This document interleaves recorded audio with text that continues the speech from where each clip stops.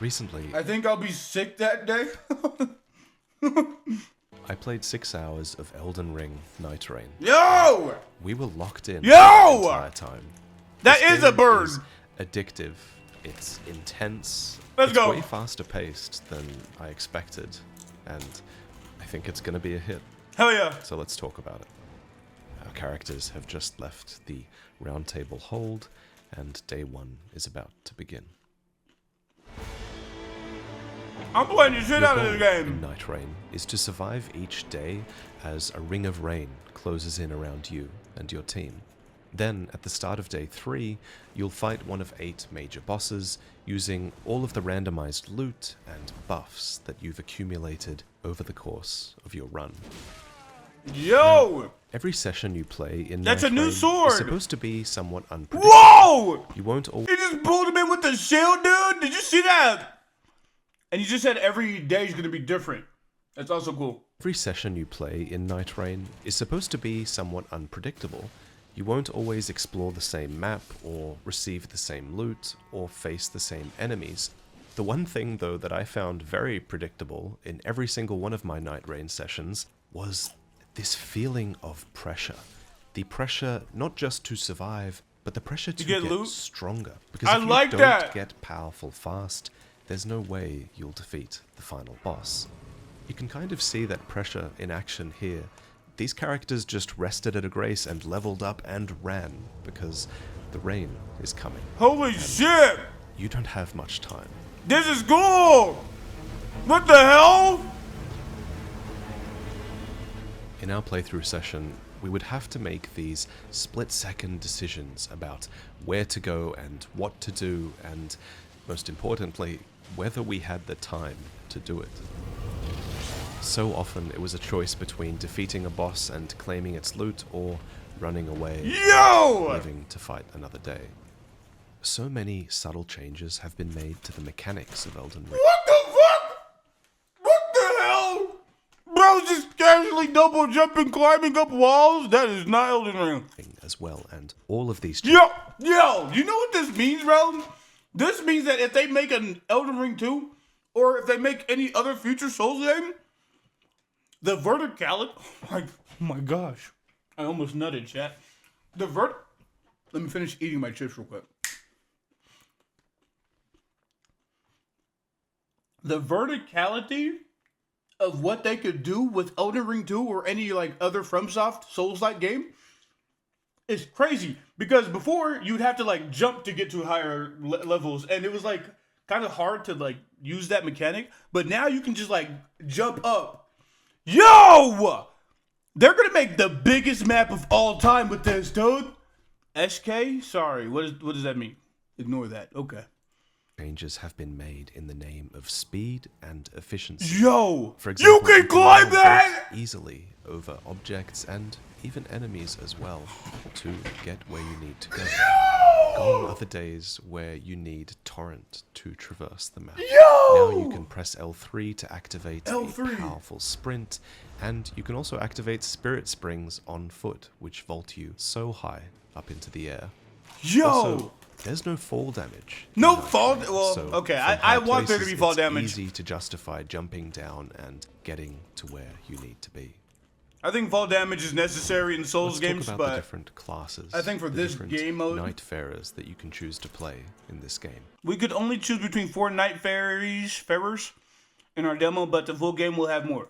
Okay. This is the Recluse, a mage character that, like other characters, has an ability and an ultimate that you can use. They've Ultimate. turned the HUD off for the footage that they've given us. Ultimate. but I remember what these abilities and skills looked like, so I've drawn them, and this is where they are usually on screen. Your That big? activated ability is on the left, and your ultimate is on the right. Both of these circles fill up over time, and when they're full, that's when you can use the ability or the ultimate. What the hell? The Recluse has an ability that is actually much more complicated than the other characters' abilities, and I think they designed it this way because the Recluse is designed to be a backline character. In Okay. NIGHTREIGN, the spells you cast are tied to the weapons you pick up So you usually only have 1 or 2 or 3 or 4 spells on hand. Damn! So From Software has given mages We are another doing system to things sort like- of micromanage while they're standing in the backline casting spells. Let me explain really quickly how it works. Basically, whenever an enemy or a teammate gets tagged by a certain type of damage, like fire or magic or holy, a little marker will appear on them, and then the recluse can absorb that type of energy, getting a little bit of mana, but more importantly, filling out one of these small orbs. Okay. Then, when you've acquired 3 elements, you can unleash the recluse's ability, generating a unique spell based on the combination of elements you've acquired. Yo! So, a huge part of this character's skill expression is going to be understanding intuitively what these different combinations of spells This is coming are, out in May, and by when the you're way. in the right position to cast them. And this is This just is coming out in character's May, by the ability. way. They obviously have an ultimate as well, and this one is more straightforward. Basically, after a short delay, you can mark nearby enemies with this red tag, and Well, you can't be once hit. marked, if anyone on your team hits them, they will regain health and mana, which is incredible What? for the sustained health of your party. Now, Yo! when you cast it, Yo, what if FromSoft makes an MMO? What if they're doing this type of they're experimenting with NIGHTREIGN to future make an MMO? Yo, I bet the MMO gonna go crazy. Having parties of 10 people and they have ability. Oh! an ultimate from any character, your character actually about it, becomes chat. invincible while they're casting it, which, in the case of the recluse, is especially handy, as you can see in this footage where they use it to sort of mitigate all of the This is aggro gonna be lit. that they're receiving. Okay, so the recluse is the most complicated character to explain. They also even have a passive ability, just like the other characters do. I think in this game, in NIGHTREIGN, you're only gonna be able to play with 3 people. But I don't really know what the recluse's does. I think it regenerates mana somehow. Anyway, let's talk about the next character, Wilder, who is very much a jack of all trades. Wilder's hookshot ability is on a very short cooldown, and you'll find yourself using it a lot.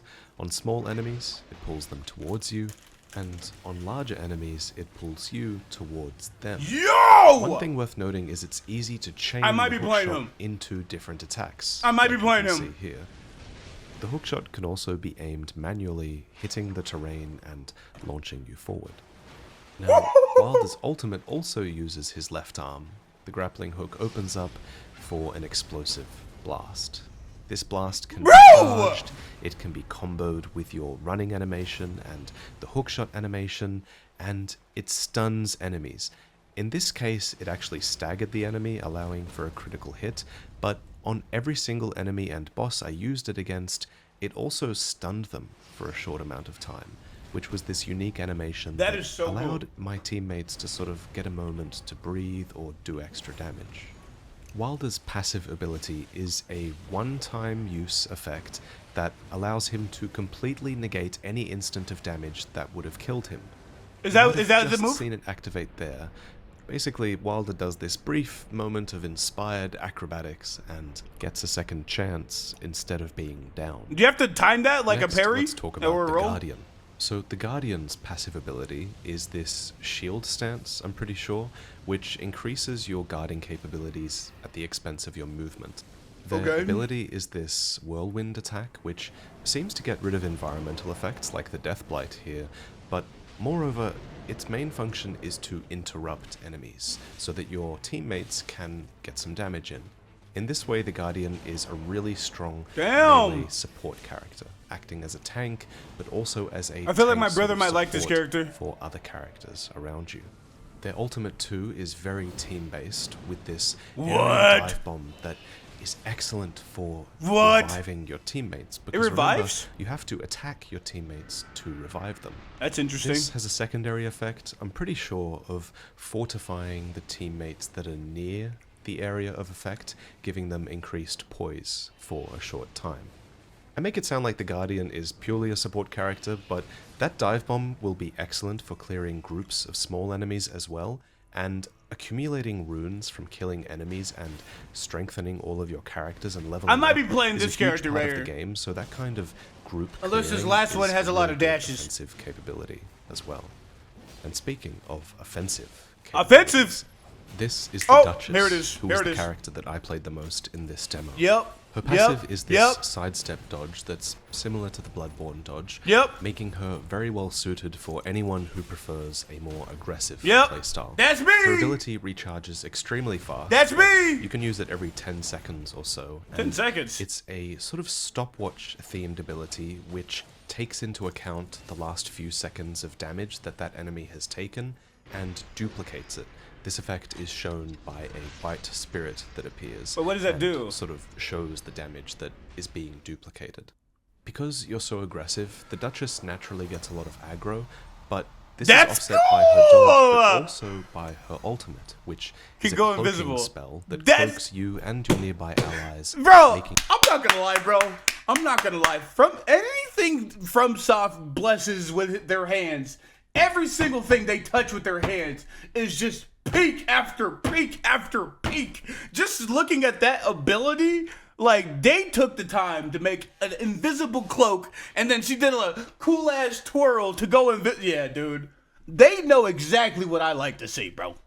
That shit's fire. which is a cloaking spell What? that cloaks you and your nearby allies, making you way And less nearby- likely to get aggro and just enabling a few different things within the context of the game. For example, you can use There's gonna it be more before characters a fight too, yeah. to get the jump on enemies. You can use it in the middle of the fight to disengage from enemies, or something So you that's can heal your especially good teammates. is using it to safely resurrect your teammates. Wait, you once they don't get you don't downed. get revealed when you So, hit? When you die in this game, you fall to the ground, you crawl extremely slowly, and a little circle appears above your head. This little circle is basically like a health bar that your teammates have to attack and deplete in order to resurrect you. The first time you're downed, you only have one of these purple bars, the second time you have two, and the third time you have three, meaning that every subsequent time you die, it's more risky for your teammates to try Yo, and resurrect chat, you we are because playing this. they have to stand there We are hitting you playing while this. avoiding aggro for quite a long time. And with some of these bosses, avoiding aggro is not easy. These bosses will often be Yo. a three-part fight where you just have them on you. Yo! So resurrecting your teammates is definitely a tricky thing to pull off sometimes. It's also something that takes the damage you deal into account. So the more damage you do, the faster you'll resurrect your teammates, and so How does this now apply I to think we should talk multi-attacking about weapons? how to make your character stronger, how to make you do more damage and take more damage. How does this and apply to survive. multi-attacking? Wait, what do you mean? What do you mean, Blaze? 72-hour odor protection with just 6. I also, Garfield, I don't know if you can have two of the same character in the same lobby or not. You probably can.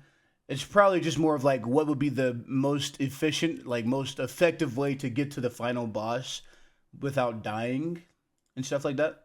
Okay, so the footage they gave us is really quite good. It does a good job of showcasing things that are important to the game. Okay. But 3 RP chests. walking like this is not one of them. If you did this in game, your teammates will scream at you like, you don't have time to do this kind of thing. You are evaluating weapons and items and stats as fast as you can because you also have to think about where to go next. And yeah, it's just crazy. So a big part of skill expression is being able to look at a weapon and saying, okay, this suits my build. Okay, I'm going to like the HUD. this, or I'm going to like leave the this one HUD. behind, or I'm going to give this one to a teammate, that sort of thing.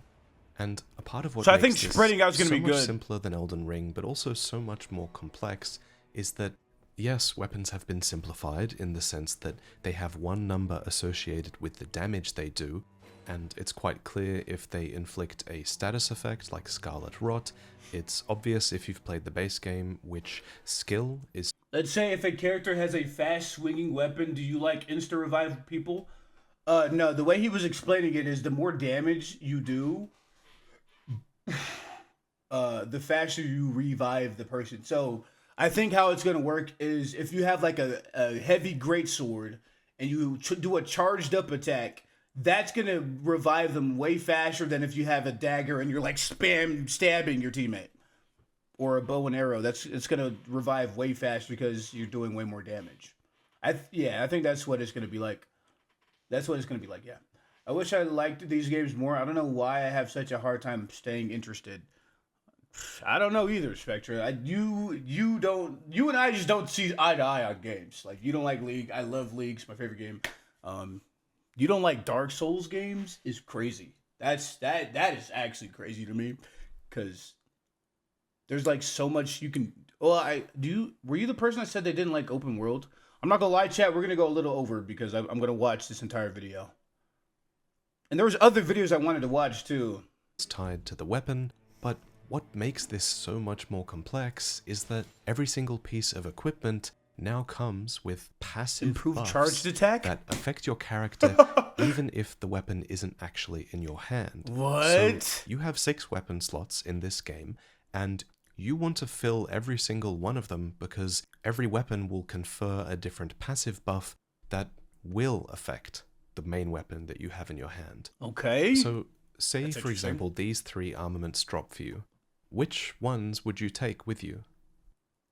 If you're playing a melee character, the tree spear might be great because it actually has a really good charge attack and it increases the damage that charge attacks do. So you might want to base your build more around a charge attack playstyle.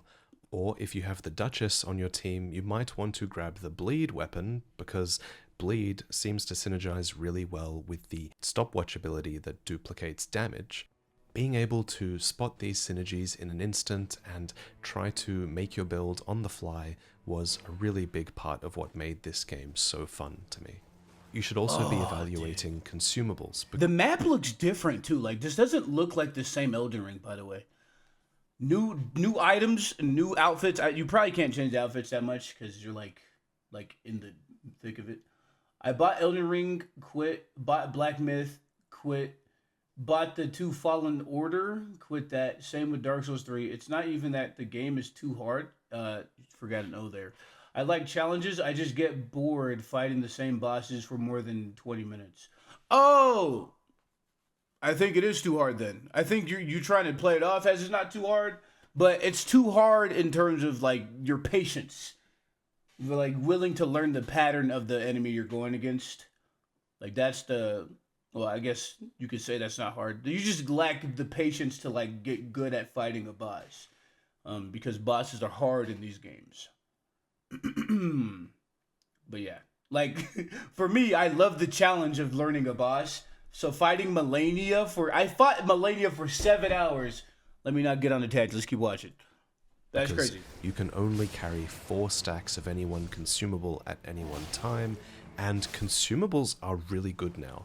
Firebombs are now handheld nukes that can be thrown in midair, and weapon buffs can be applied to any weapon, and they're powerful, so bear that in mind. Another thing that's really important is... Look at the map! Ideally, you'll have someone on your Look at the team map! who's really good at quickly evaluating where it will be best to go That's next. gonna be Thomas. Thomas is good at... Thomas like understands things fast. Many of them will be recognizable across multiple sessions. I don't know if Thomas For would like to example, play this game. you see that black rise off to the right there?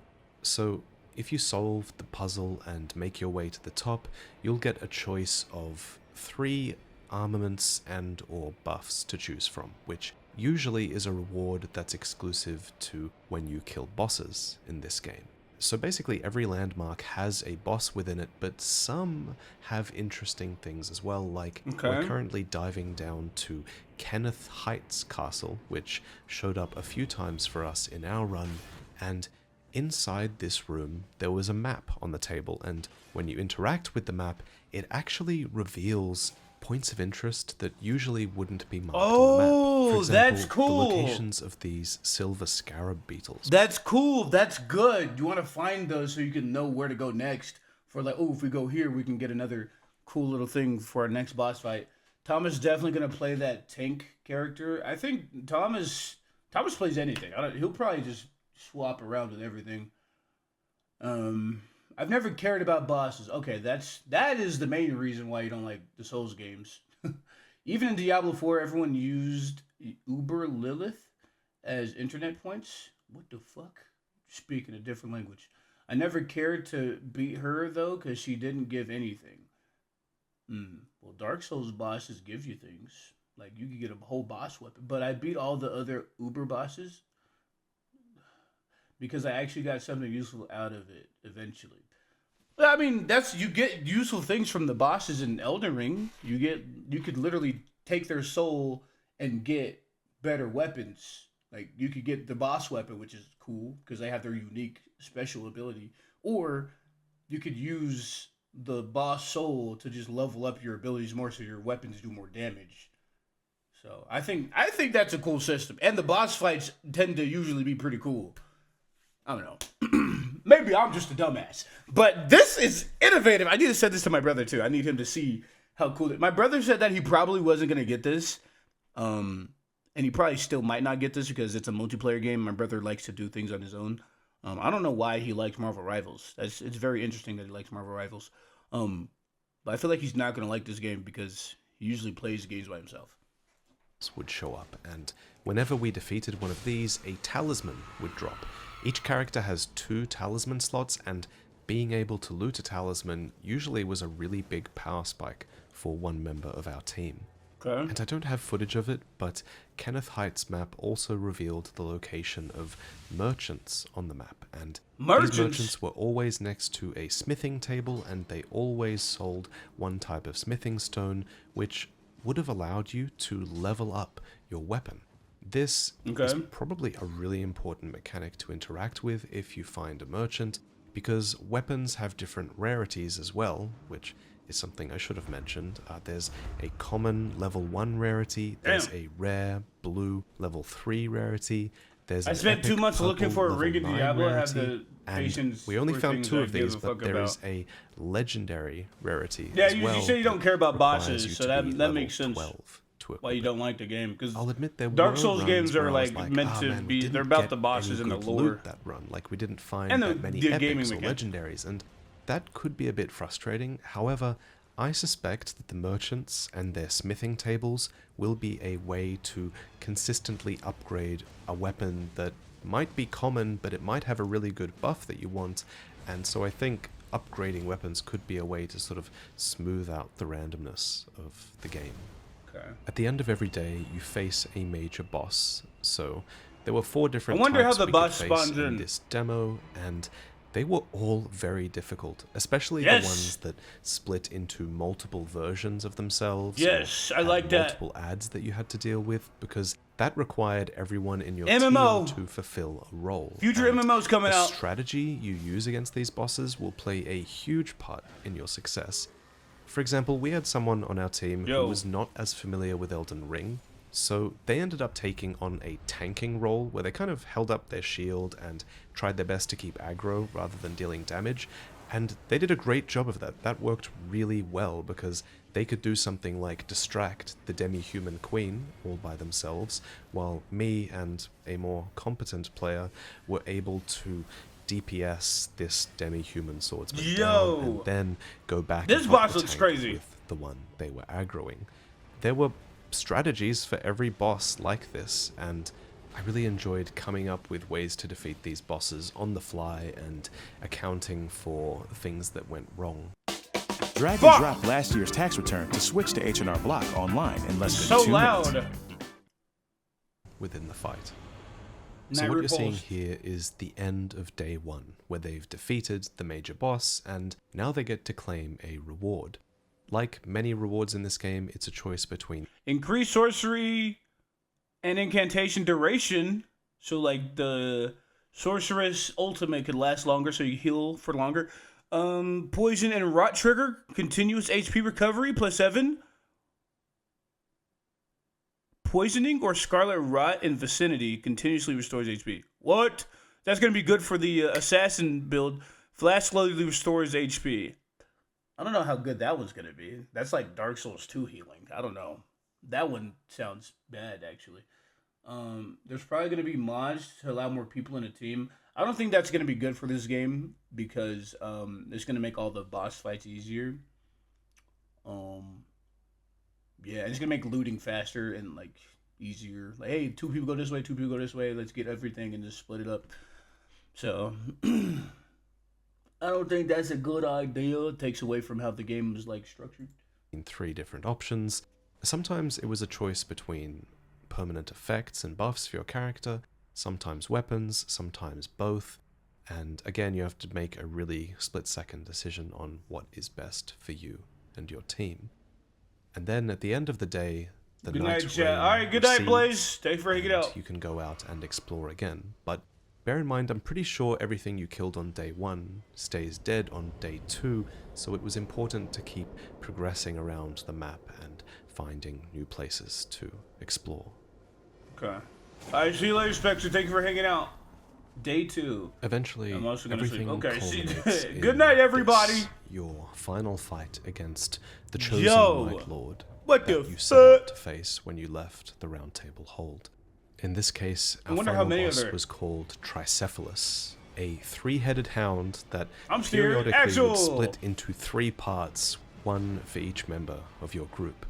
It's in this boss fight and boss fights like this that you realize better not Night Rain end. really was designed for 3 people. Yes, they probably could have designed enemies so that they scaled with the amount of people in your party, but there's something to be said for not compromising on your boss design around that fact. You know, these bosses feel like they were designed to be taken on with 3 people, Yeah. and everyone in your party is supposed to have a different role in these fights Yep. as a result. So, that's Night Rain. I mean, I could go on about all the different little things I've discovered, but I don't have footage for it right now, so I think I'll just give you my thoughts on the game. Obviously, somewhat biased. I run a From Software YouTube channel. You have to take what I say with a grain of salt, but I really did have so much fun playing this. In retrospect, I was a bit wrong about my analysis of the game previously, because previously a big point I mentioned was that, you know, Night Rain will allow you to get immersed in this ever-changing world and take in the scenery and just Yeah, that was a dumb enjoy, take like a that you first said that. playthrough of Elden Ring again. This isn't that. Yeah, it's way too fast. You don't have time to appreciate this world sometimes. Instead, that feeling is replaced with this rush to explore and get stronger and overcome difficulty, and when your build comes together just right and that allows you to kill even more bosses even faster and get even stronger, it's a great feeling. This And is fire. over the course of our play session, you know, we finally had one run where everything came together perfectly. We got the items we wanted, we managed to execute our strategies perfectly, and we finally faced off against the final boss and Come on! Cash, a financial gift from Beaten Bow Homes to help buyers purchase. managed to take it down. May? Bro, it's If you coming out have in a May, friend or bro? two who are into Elden Ring as well, and you think you can all team up and take on this game together, I think it's going to be like one of the best co-op experiences you've ever had. Yep. My main concerns with this game come from the fact that, you know, if you don't have someone else to play this with, Yeah. will this game still be great played with randoms or played by yourself? I'm not as sure of Ooh. that, and I think I feel like if you play it by yourself, it's going to be a lot harder, but I think people that are like hardcore gamers, like really hardcore gamers, will enjoy playing this by themselves. And I feel like playing with randoms probably will be the problem. I feel like if you want to play with other people but you don't have any friends, then playing this game becomes like really like sad and lonely. I'm so happy I have YouTube Premium. come the network test in a couple of days, people aren't going to have that many friends to play with who also got Yeah. into the network test, and so I think some of the feedback might be more negative because of that. But as it stands, everyone I know had a blast playing this together, especially side by side in the same room with other people. I didn't It was apply just for this, an unforgettable so I don't think I'll be able experience. to play this. The other thing I'm curious about is when the full game releases, how random will the maps be?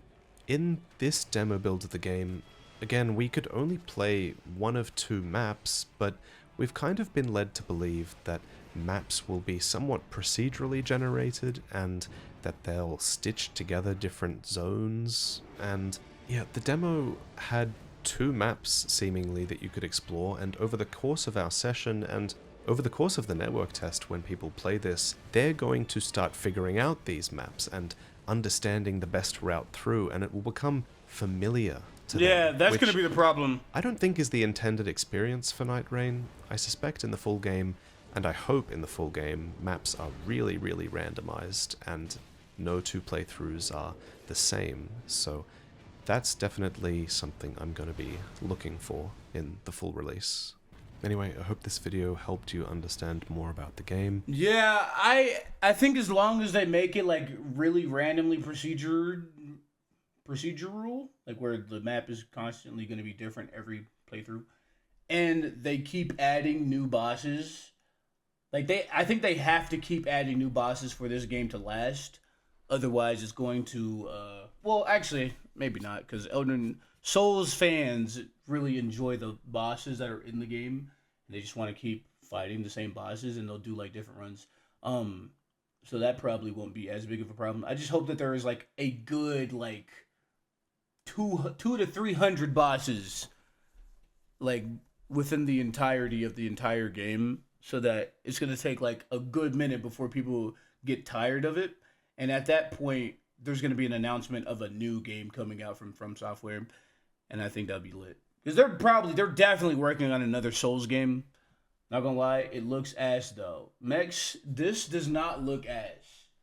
It does not look ass. What do you mean? The only problem that I have with it is that it might become repetitive. Because you only have 3 days, the circle's closing, and if there's not that many different bosses, bro, no PvP. It's not about the PvP, bro.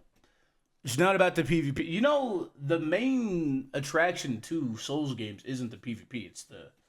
It's the story and the lore. It's not the story. The lore and the boss fights, really.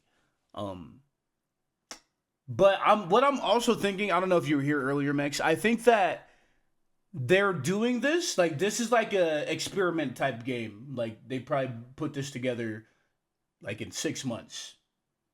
Or so, maybe 1 year, I don't know. But they're probably working on another project. And I think what this is going to do is set up them starting an MMO. I think if they make an MMO, bro, it's going to be lit.